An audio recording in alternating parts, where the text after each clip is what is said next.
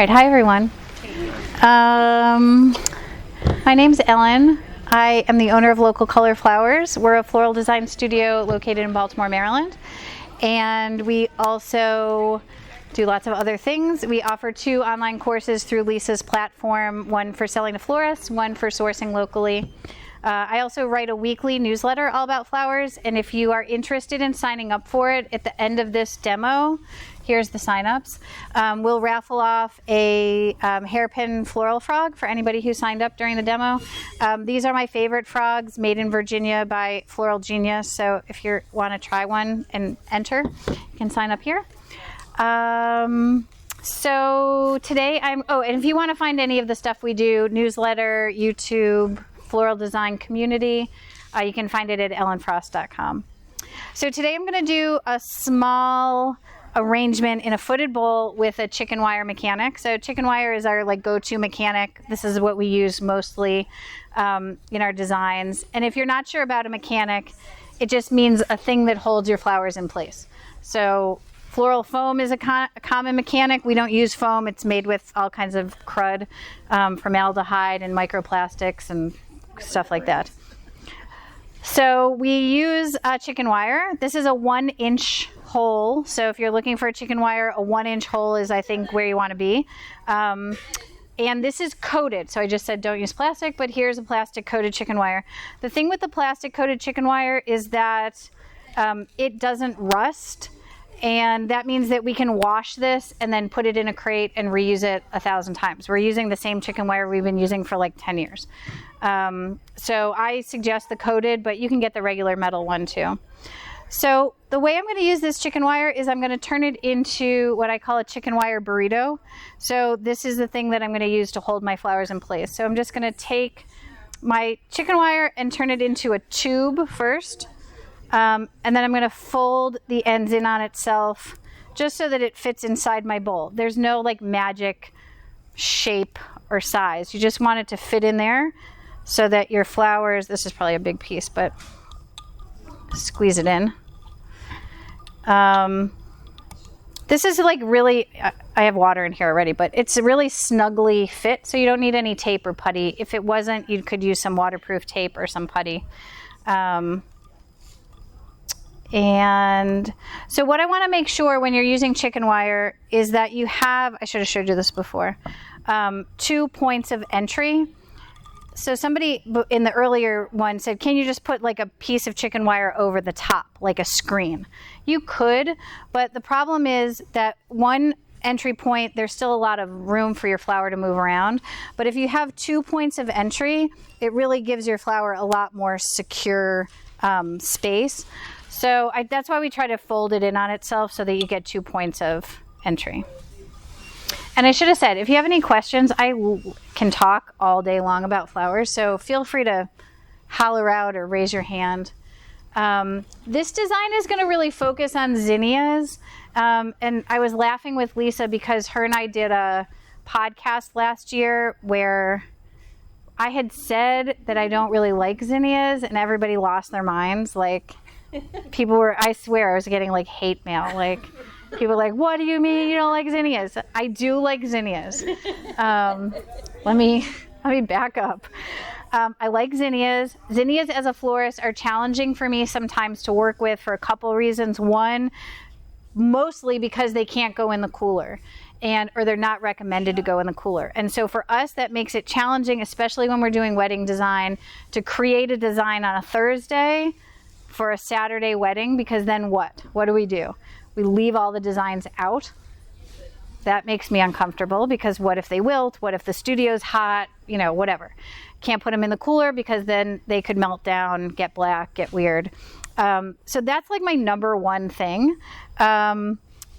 We do have zinnia meltdown in our region. If you're not from the mid-Atlantic, I know a lot of people don't have zinnia meltdown, but we do, which just means that there's no real reason for one day your zinnia to be fine and the next day for them to be black and mushy. And NC State, John Dole, has done all kinds of studies. There's been a lot of studies. Nobody really knows why it happens. But the thing for me is I like predictability. I like to know what my flowers do, and I like to know how they act. I don't want to spend a bunch of time creating wedding designs where the next day before they get sent out, I have to then replace them because something's wrong. So that's it. I love how they look. So I'm going to make a beautiful design with zinnias today to try to redeem myself in the eyes of zinnia lovers everywhere. I'm really going to make it mostly with just zinnias. I'm going to use a little bit of this explosion grass just as like a backdrop, and for a little bit of green. I do try to take off any leaves that might go in the vase. I really want a nice clean stem. And the chicken wire, you can see, is like helping me you can see I can put my foliage where I want it to be, in the shape that I want it to be. I'm going to make this in the round, so I'm using a Lazy Susan today, but you could just turn your arrangement. Just make sure you do turn it, because like if you're like me, you get like obsessed with one side and you're like, oh, this side looks great, and then you forget like completely to do the other side. So it's good to turn your vase as you're going. So this explosion grass is cute. It's not like my favorite filler, but I do like it because it does add, especially if you're doing something like a mono botanical, like all zinnias, it does give just a little bit of texture difference. The other way, I'm just going to change this. The other way to make a mono botanical design more interesting, and that just means using one flower, is to use a mix of colors, a mix of shapes, and then to vary how you put the flowers in your design. So different heights, different depths. So I'm going to start with, let's see. You can see the colors that I've picked. I don't know if this, does somebody know if this is Wowie Zowie? I think it's Wowie Zowie. Somebody on Lisa's team could say better. But the reason I chose it as like my starting point is because it has all of these colors in it, and then I'm going to try to like use this as a bridge between all of these other colors. So especially if you're selling to a florist, florists love bridge flowers. Like anything that can connect like a pink and a yellow or an orange and a red. They love those as design elements. So I'm just going to get started with these zinnias. And I tend to do all of one color first and then all of another color next. And I am still putting things in at an angle, even though I have a mechanic in here. Like in this mason jar that I made, because there's no mechanic, I really had to put things in an angle because there's nothing holding it up. This has a mechanic in it, but I'm still going to be putting things a little bit at an angle. Anytime I'm using any flowers, I try to put things in threes. I actually only picked 3 of those. Odd numbers for any of the flowers that you're using in design, I think, are better. 1 of something is weird because it just looks like a big eyeball. 2 of something is just 2 eyeballs, also weird. I'm really against the eyeball look. Another way to fix that is to vary the heights. So if they look like this, that's different than, looking at 2 straight on. 2 straight on is so bad. And believe me, I struggle with this too. I told this story recently. The biggest wedding we ever did, like the biggest, it was huge. We had like a team of like 10 people on site. The bride was a herbalist, and she really wanted echinacea, which is not a flower I use very much as a cut. And I knew that the center was going to be an issue for me. I just could like feel it. And I tried really hard to make sure there were no eyeball issues. And I felt pretty good when I handed it off to her. But when we got the professional pictures back, there was a picture, photographers always make you take like weird pictures. There was like some picture where she had her arm like twisted, and just the way the angle was, it was like these 2 eyeballs. And I was like, oh my God, I couldn't even look at them. This was like 4 years ago, and I feel like I'm still traumatized by it. So I try to avoid the eyeball situation at all costs. One of the fun things about making an arrangement with just one of a flower is that, especially if you're growing flowers, you might just have a week where you're like, I've got 5 bunches of pink zinnias. I don't know what to do with them. And rather than just like take a straight bunch and stick it in a tall vase. I mean, you can do that, but you know, there's easy ways to make it, I think, look a little more elevated and a little more interesting. Already you can see just the shape, you know, is taking, and if you're not sure about measuring, because sometimes people, I think, if you're starting out with design, you're like, I don't know how tall to cut it or how short to cut it. A couple of things to think about. One is that I'm always thinking I want my arrangement to be no taller than 1.5 times the height of the vase. So of course you can break that rule whenever you feel like it. If you wanted to put this stem in like this, you know, this is sort of a popular look right now, you know, with these hovering flowers, do it. But understand that the sort of rule is about 1.5 times the height of the vase. The other thing is, if you're not sure how tall you want to cut, you can always take your arrangement and put it at the edge of your table, and then just take your flower and put it off the edge and say, okay, I think I want it about right here, and then just cut at the edge of the table there. And that's a really easy way to get started. All of these vases I've made like hundreds of times, so I have a lot of like muscle memory of how short or how tall something should be. But if you're just starting, that is a good way to do it. One other thing that I want to just mention about any arrangement, but certainly like one that's just zinnias or just something, is that when we're designing from like the top down. So we're seeing the flowers from this vantage point. But if you were sitting at a table, your eye level is going to be like here. So I want to make sure that we have blooms all on every level, so that it's not just me standing here looking at all the blooms here, but that we really have a lot at eye level for people. All right. Any questions? I said I can just keep talking, so. Did I notice you flatten the flower? Oh, there's some of these that are like, it's just the stage of harvest, is that these were harvested a little more closed. So I'm just trying to like force them open a little bit. There's some flowers that you can force open with your hand, like peonies you can force open, like you can really manipulate peonies to open.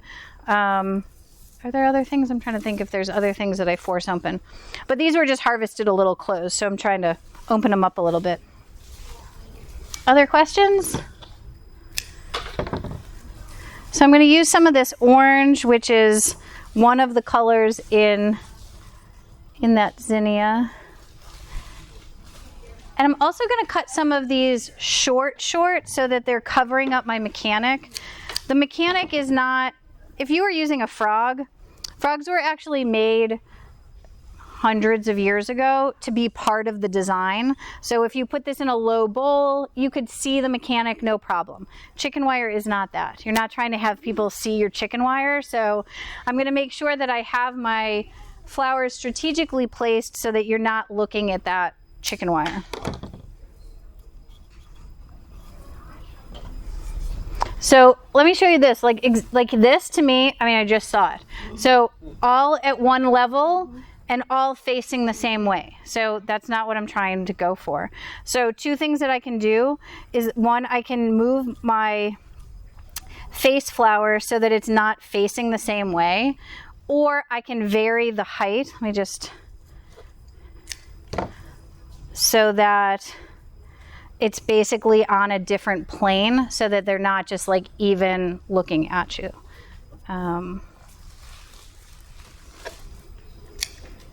All right, other questions? So, question. Yeah. How much water do you fill in? Good question. It's an estimate, or can you pour in again? Yeah, you can always add. So just like for a vase like this, use a watering can or like something with a little spout. But I try to have maybe a third full. A vase like this that's opaque, I tend to add a little bit more because you can't see how gross the water is. Like this, you're like, oh, I can just the next day see it, it's gross, I'm going to change it. This, you might not be able to see it, you might forget. So I try to do it a little bit higher, maybe half to 2/3 full. And this, I'll just show you. For this design, if you want to change the water, I just take the design out, dump it, change the water, put it back in. But when you have a mechanic like this, you can't like take this out and change the water. So 2 things you can do. Just take it up to the sink, dump it out, and use a watering can to fill it back up. Or if for whatever reason you can't do that, just keep adding clean water every day. So that'll start to help keep it clean. But about half full. Yep. So I'm going to add a little bit of these lime zinnias. You know, the lime, there's like a whole series of the queen limes. Those I love. These little limes, I like them, and in the summer they're great. I feel like they're a good summer color. But when I start to get into fall, I feel like they feel like too, I don't know, like tropical to me, like too hot. Where in the fall I'm looking for something like a little bit cooler. That's why the Queen Orange series, that like dusty, more antique-y, like for those, I love using those in the fall. All right, so I'm just going to put a couple more in, but you can see what I'm saying about like using one type of flower rather than just sticking it in a vase. You can just do a little bit of design and create something, I think, really pretty and really simple, really fast. And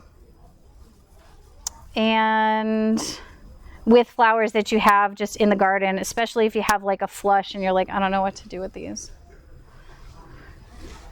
All right. Other questions? I'll just put a couple more in. If anybody is interested in signing up for our newsletter, if you didn't hear, I'm going to just raffle off a little frog if you are interested in trying one out. If you've never tried a floral frog, they can be intimidating. I think people have frogs, but they're like, I don't know, I have it, but I don't know what to do with it. I put a pen in it or a business card, or, you know, like people use it for all kinds of things that aren't floral frog related.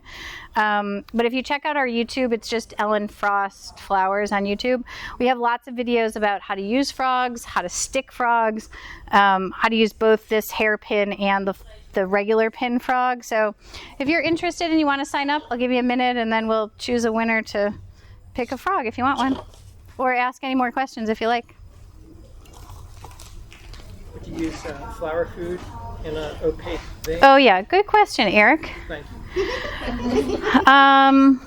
We use flower food sort of sporadically. So if I had a vase like this, I probably wouldn't use food because I would expect or try to educate my customer to change the water every day. Because you can't change the water on this one, flower food would be a more, advantageous to you. So especially if you're like, it's going to be like at a restaurant or at a place where they're just going to ignore it, then I would put food in there. I'm also just like, what's cost thoughtful? Is that not cheap? I mean, I'm cheap, so I don't like to like use a lot of products if I don't have to. I don't want to buy like a $30 jug of flower food and just use it for no reason. So this is an easy way to like just clean your water every day, but this would be an appropriate place to use flower food.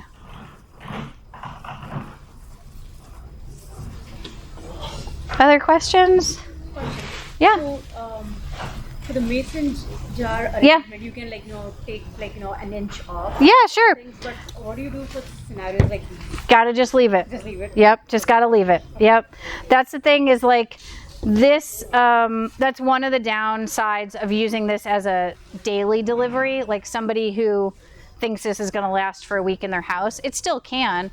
It's just that you're not gonna be able to manage the water as well as you'd like, especially like this. Like this, you could not just change the water, but you could just trim off, a 1/4 inch of the stems every couple days, giving them a fresh cut, easier to take up water, pop it back in. This, you gotta kind of just let it be. Yep, good question. Anybody else? Questions? Does it make it look like I like zinnias? Now, could you, on this one, you could, as things kind of start to fade, you could pull them out. Oh, yeah. Maybe substitute something else to get a little bit 100%. Yeah, for sure. You can do that with any design. And that was just too tall for me. You can do that with any design. Like if you had this and your basil started to go, pull that out, leave the rest. You want to really pull out the things that are dying because they will make your water cruddy. So for sure, take out the old stuff. And then, yeah, if you want to add new stuff, we do that a lot in the winter, like when we're using evergreens, because evergreens last forever in a vase. You could have the same evergreens in a vase for like a month.